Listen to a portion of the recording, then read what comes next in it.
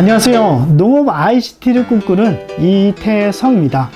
저희 첫 농업 아두이노 프로젝트로서 지금 제 앞에 있는 부화기를 처음으로 한번 만들어 봤습니다. 그래서 이 부화기는요, 계란을 넣어서 21일 동안 이 부화기에 넣어두게 되면은 그 같은 병아리가 나오게 되는데요. 지금 제가 소개시켜 드릴 그 병아리, 바로 오골개입니다. 그래서 우리 병아리 한번 모시도록 하겠습니다. 자, 요런 그 병아리를 이제 부화를 시킬 수가 있는데요. 약 21일 정도가 이렇게 걸립니다. 자, 요거는 일반 병아리가 아니라요, 오골개인데요. 털은 하얗게 되고요.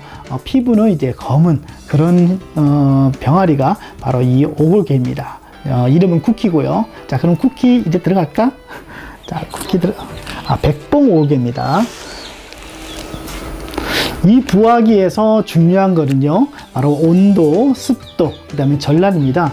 온도는요, 37.5도에서 37.8도 요 사이를 계속 맞춰줘야만 하고요. 그 다음에 요것도 21일 정도에서 18일 정도 기간 동안에는 37.8도, 그 다음에 이제 3일 정도 되는 그 기간에는 37.5도를 이렇게 유지를 시켜줘야만 합니다. 며칠 동안? 21일 동안. 네, 그리고요, 그 다음에 습도가 있습니다. 습도는 이제 상대 습도인데요, 약 한 60% 정도를 유지시켜줘야 되고요. 그 다음에 18일 이후부터는 한 70% 이상을 이렇게 유지를 해줘야만 합니다. 그 다음에 가장 중요한 것이 전란인데요. 전란의 용어가 좀 어렵죠. 그래서 전란을 보면은 이렇게 계란이 이렇게 있다가 180도 이렇게 회전하고 다시 회전한 이와 같은 것을 전란이라고 합니다. 그래서 전란은요, 하루에 4번, 그래서 6시간마다 한 번씩 이루어집니다. 자, 그런데 만약에 이와 같은 부분들을 우리가 사람이 직접적으로 하려면 굉장히 힘들죠. 그렇기 때문에 지금 아두이노를 이용해서 이것을 자동화를 시켜 놓게 되면은 우리는 20일 이후에 이와 같은 병아리를 만나볼 수가 있게 되는 것입니다. 이 부화기의 기본적인 이제 크기는요, 지금 여기 나와 있듯이 요거는 한 53cm 정도 되고요. 그 다음에 요 길이는 한 27cm, 그 다음에 요 높이는 한 23cm 정도 되는데요. 제 생각에는 요보다 조금 좀 더 컸으면 하는 생각이 듭니다. 그래서 요 길이가 좀 더 크면은 안에 뭐 습도를 조절하기 위한 뭐 이런 그 장치들이 좀 들어가야 되기 때문에 약간의 좀 여유 공간이 있습니다. 자, 그 다음에 이 부화기는 9개 정도를 넣을 수가 있는데요. 저도 지금 9개를 넣었는데 그 중에서 하나는 무정란이었고요. 검란을 해보니까 무정란이었고, 그 다음에 2개는 이제 생기다가 뭐 어떤 변화에 의해서 이제 생기지 않은 그와 같은 형태에 있고요. 나머지 6마리가 부화한 것이 방금 보셨던 그와 같은 오골개, 백봉 오골개 병아리입니다. 자, 그러면은 실제로 이와 같은 그 부화기가 어떤 식으로 아두이노와 같이 연결되어서 구성이 되는지 그 세부적인 사항들 여러분들 보시면서 제가 했던 그 같은 시행착오를 이 동영상을 통해서 여러분들이 안 하신다고 하면 그만큼 시간과 뭐 이 노력이라든가 이런 부분들을 절약할 수 있겠죠. 그 다음에 이 동영상을 통해서 나도 아두이노는 배웠는데 뭘 하지 했을 때 한번 이와 같은 부화기도 한번 도전해 보는 것도 나쁘지 않을 거라 저는 생각합니다. 자, 그러면 부화기의 세세한 부분 같이 보도록 하겠습니다. 부화기의 전체적인 모습은 이와 같습니다.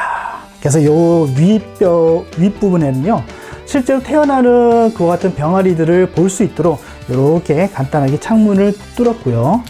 그 다음에 요 앞에 보시게 되면은 LCD가 있습니다. 그래서 LCD를 보게 되면은 여기 온도하고 그 다음에 HD 있죠, 습도가 이렇게 나오고요.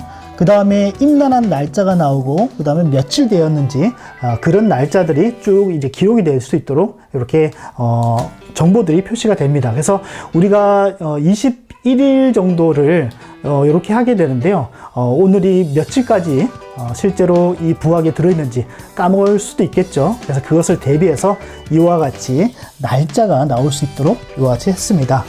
자, 그러면 우리 한번 그 실제 내부를 한번 보도록 하겠습니다. 짜자잔. 자, 여기에 보시게 되면은 이 부분이 바로 히터입니다. 그렇죠? 그죠? 히터이고요.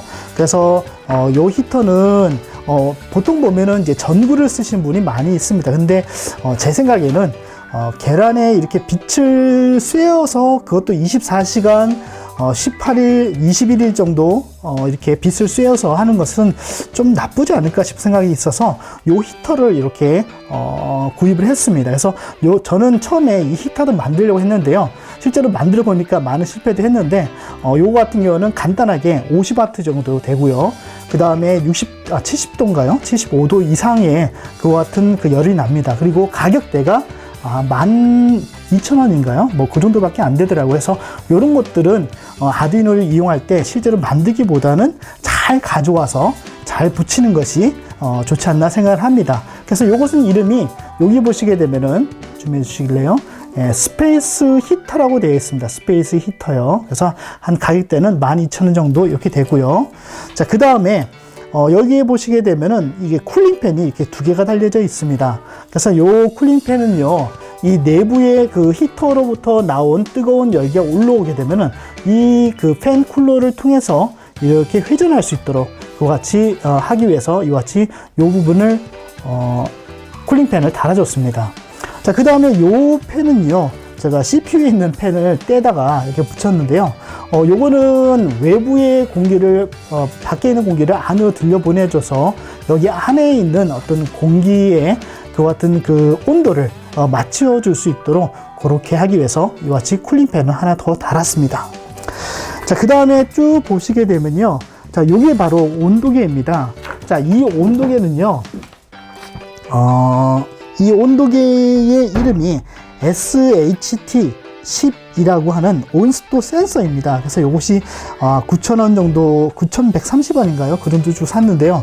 물론 요 온습도계가 일반적으로 쓰는 DHT11이 있습니다. 근데 그거는 이제 소수점 이하가 나오지 않고 해서 그런 것들 소수점 이하까지 나오는 온습도계를 쓰기 위해서 조금 비싼 걸 이렇게 썼습니다.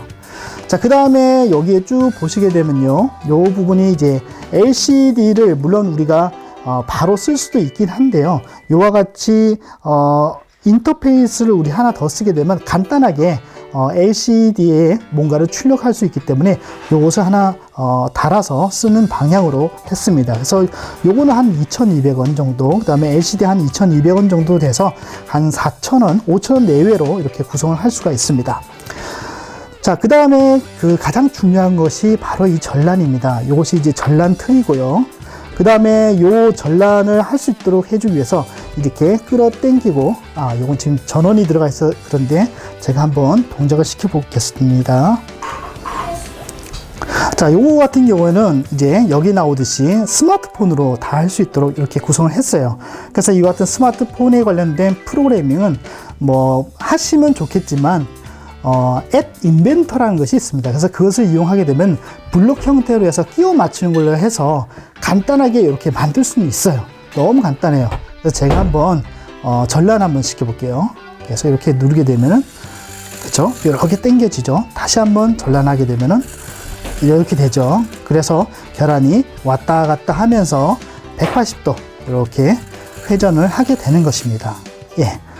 자, 그래서 이렇게 우리가 전란을 할 수 있는데요. 요 전란하는 요 뚜껑은요, 저기 그 딸기잼, 그죠? 딸기잼의 뚜껑을 뜯어다가 이렇게 쓴 겁니다. 그 다음에 요같이 180도이기 때문에 우리가 뭐 스텝 모터를 사용할 수도 있긴 한데, 저기 스태핑 모터를 사용할 수 있기도 한데, 저는 그냥 스텝 모터 요거 하나를 썼습니다. 어차피 그 스텝 모터가 180도로 회전하기 때문에 이 정도는 충분히 끌 수가 있습니다. 그래서 요 모터를 사용했고요. 그 다음에 서브 모터죠. 예, 서브 모터죠. 예, 정정하겠습니다. 서브 모터입니다. 자, 이렇게 되어 있고요. 그 다음에 요 전란 틀이라든가 이런 것들은 뭐 MDF 나무가 굉장히 좋더라고요.